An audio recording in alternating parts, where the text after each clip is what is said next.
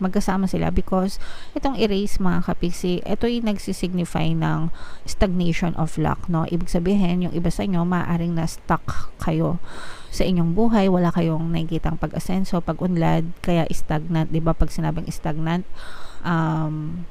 nakatigil lang, 'di ba? Parang tubig kanal, hindi siya flowing, no?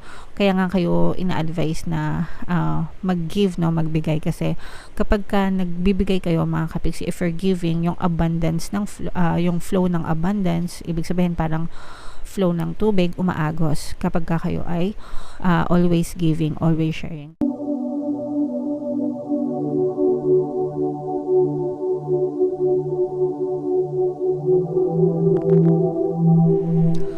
Hello guys, hello Libra, welcome back to Pinay Pixie Tarot. Ang pamagat ng episode natin is OOTM Oracle of the Month para ngayong January para sa Libra, Sun, Moon, Rising, Sign, and Venus.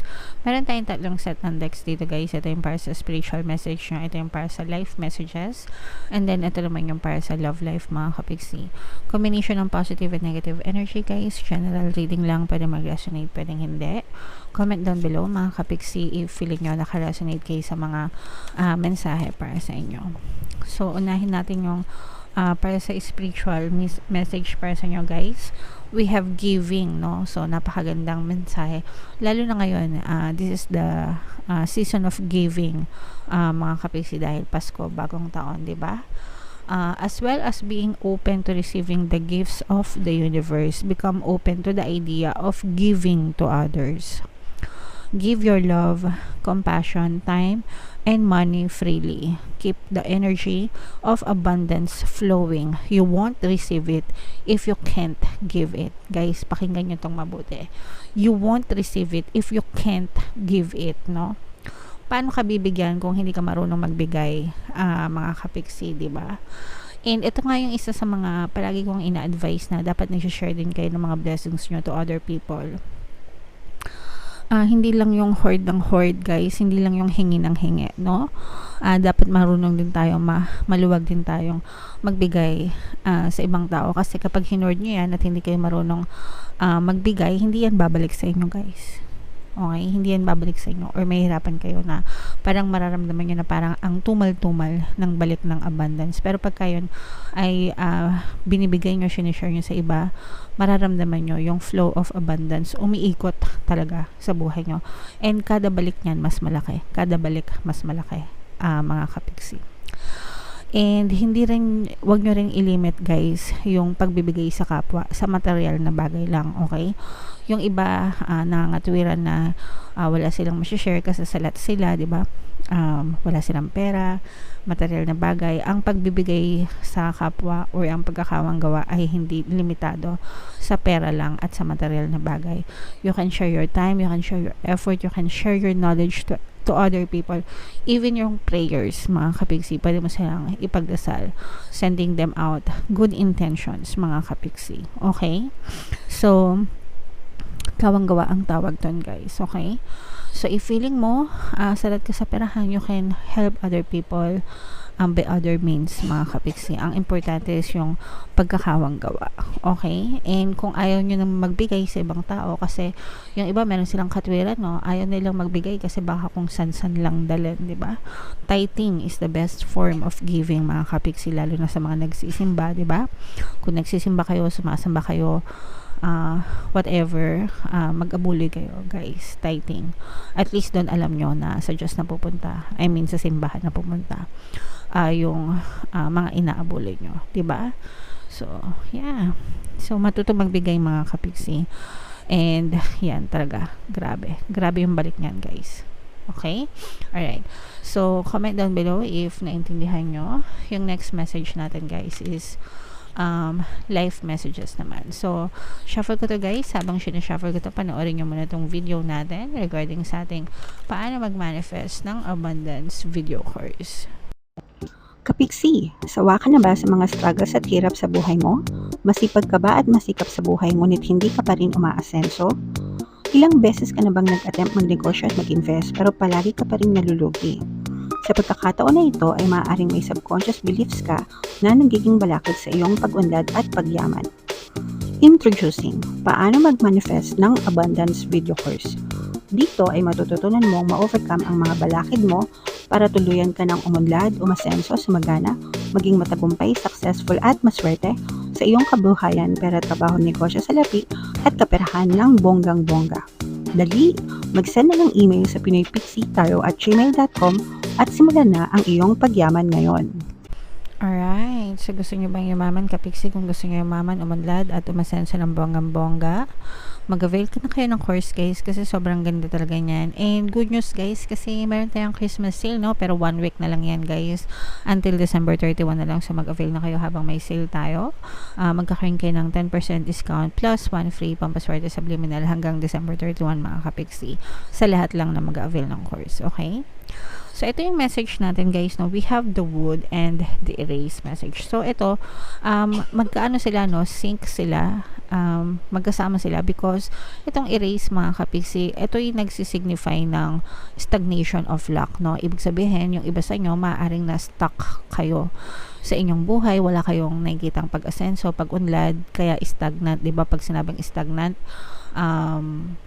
nakatigil lang, di ba? Parang tubig kanal, hindi siya flowing, no? Kaya nga kayo ina-advise na mag-give, no? Magbigay kasi kapag ka nagbibigay kayo mga kapiksi, if you're giving, yung abundance ng yung flow ng abundance, ibig sabihin parang flow ng tubig umaagos kapag ka kayo ay always giving, always sharing. Pero kapag ka ito hindi nyo ginagawa, mapapansin nyo na ang buhay nyo is parang stagnant lang, no? Nakatigil, parang tubig kanal, hindi siya nagfo-flow, nakatigil lang siya. Kumpara mo sa tubig dagat, di ba? Or ilog or lake na nagfo-flow pero yung tubig kanal is stagnant lang. So yung iba sa inyo, you may be experiencing this, kaya ina-advise kayo na mag-share ng inyong blessings para pumasok or mag-flow yung abundance sa buhay nyo. Pero regardless guys, kahit na stagnant yung inyong buhay, you have to make a steady effort kasi ito, this symbolizes individual growth and development, pero kailangan ito ng steady effort mga kapiksi. Kailangan tuloy-tuloy ang pagkilos kahit na feeling nyo na i-stuck kayo, dapat nagdadasal kayo, kumikilos kayo, and at the same time sinasabay nyo ng positibong mental diet, okay? Yun kasi yung nakakalimutan ng mga tao, yung pagkakaroon ng positive mental diet. There are people na ang sipag-sipag, di ba?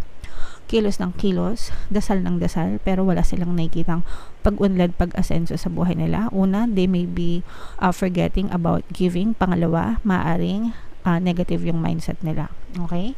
Kasi kapag negative yung mindset nyo mga kapiksi, kahit anong kilos nyo, kahit anong dasal nyo, kung ang inyong pattern of thoughts ay sobrang negative, ang makikita nyong resulta pa rin is negative.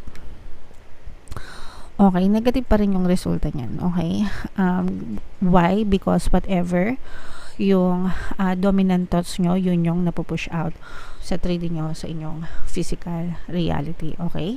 So, yan yung mga sikreto para maging matagumpay sa buhay guys, no? Magdasal, magbigay, sharing, appreciating all the blessings, di ba?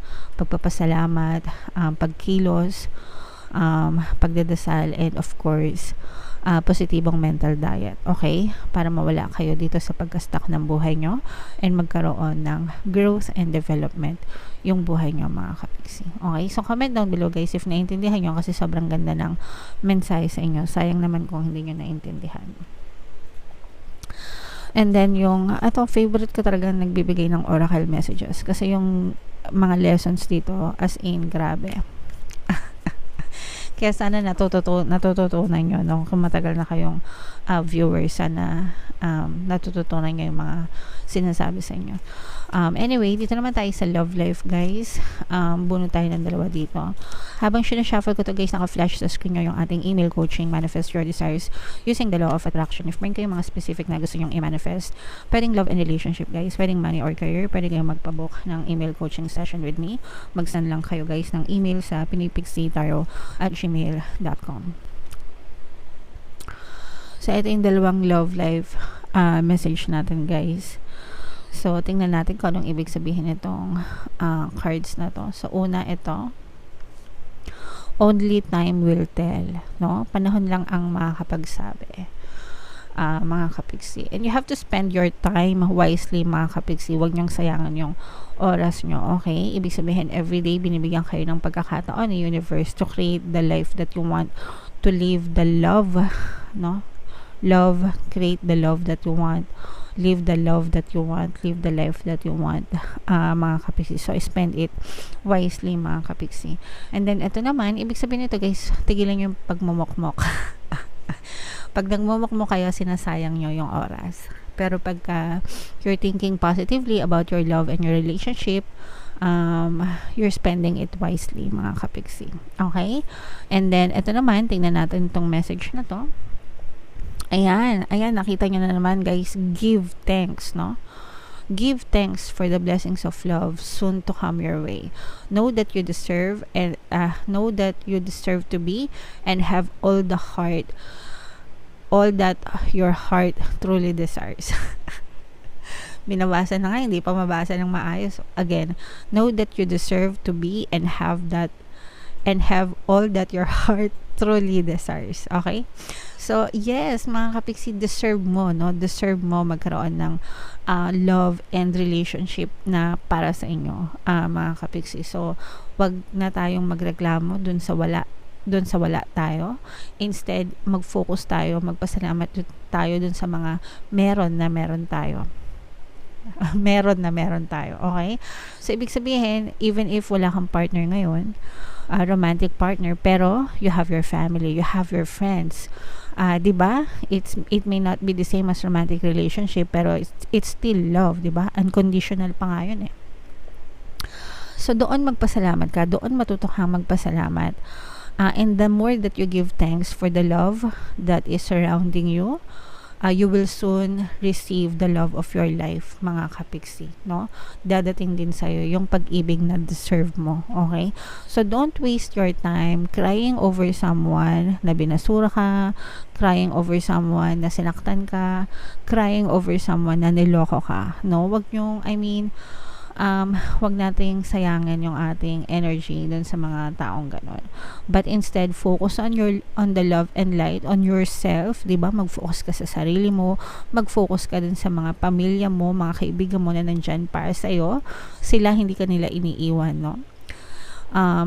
Learn to appreciate them and learn to appreciate yourself. And soon, your true love will definitely come to you, mga kapiksi. Okay?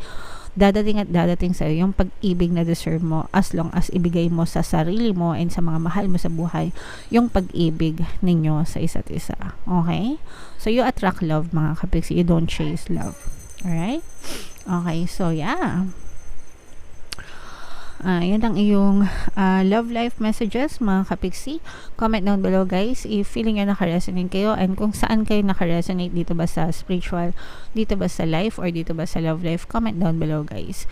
And Happy New Year sa inyo. Happy 2024. Ito yung ating 2024 kapalaran, guys. Manoorin nyo na. And ito may ating success stories ng paano mag-manifest ng abundance video course. Click here to subscribe, guys, and click here to join our membership program. Thank you for liking, sharing, and subscribing. See you again next time. Love you all. Have a nice day. Bye-bye.